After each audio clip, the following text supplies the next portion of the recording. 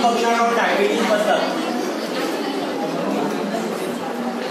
Diabetes हे disease आहे जे की डिफिशियन्सी ऑफ इन्सुलिन, आपल्या शरीरामध्ये इन्सुलिनची कमतरता झाल्यामुळे आपल्याला डायबिटीज ही बिमारी होते.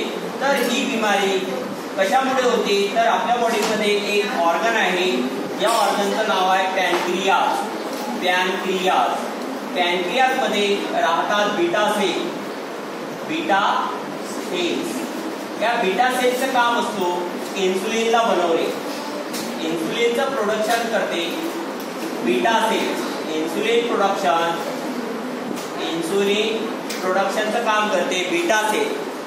ह्या बीटा सेल ज्यावेळेस इनफंक्शनल होतात मीन्स ते त्यांचं काम करणं थांबवतात, त्यामुळे आपल्या ब्लडमध्ये इन्सुलिनची मात्रा कमी होते. त्यानंतर सेलला आवश्यक असलेलं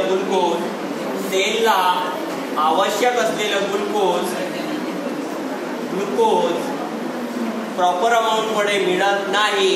त्या कंडिशनमध्ये सेल डेथ होतात आणि ब्लडमध्ये ग्लुकोजचं जे प्रमाण आहे ते हाय अमाऊंटमध्ये राहते.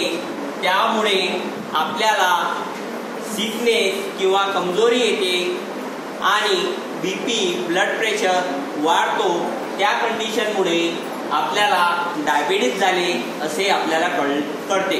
तर डायबिटीजमध्ये काय ब्लडमध्ये कशाची लेवल वाढल्या जाते, ग्लुकोजची. आणि ग्लुकोजची कंडिशन ब्लडमध्ये जेव्हा वाढते त्याला आपण हायपर ग्लायसेमिक कंडिशन म्हणतो. हायपर ग्लायसेमिक कंडिशन मीन्स की amount of glucose present in a blood is much larger than the normal rate. नॉर्मलपेक्षा ब्लडमध्ये ग्लुकोजचं लेवल ज्यावेळेस वाढते त्या कंडिशनला हायपर ग्लायसेमिक कंडिशन म्हणतात. आणि ही जी हायपर ग्लायसेमिक कंडिशन आहे ही डायबिटीज मुळे होते. तर डायबिटीज मध्ये काय इम्प्रॉपर फंक्शन करते तर आपल्या बॉडीमधला पॅनक्रियाटिक सेल. आणि पॅनक्रियाटिक सेल मधली कुठली सेल तर बीटा सेल, जे की इम्प्रॉपर फंक्शन करते यानी की डॅमेज होते. त्यामुळे आपल्या बॉडीमध्ये इन्सुलिनचे जे प्रमाण आहे ते ॲज इट इज राहते.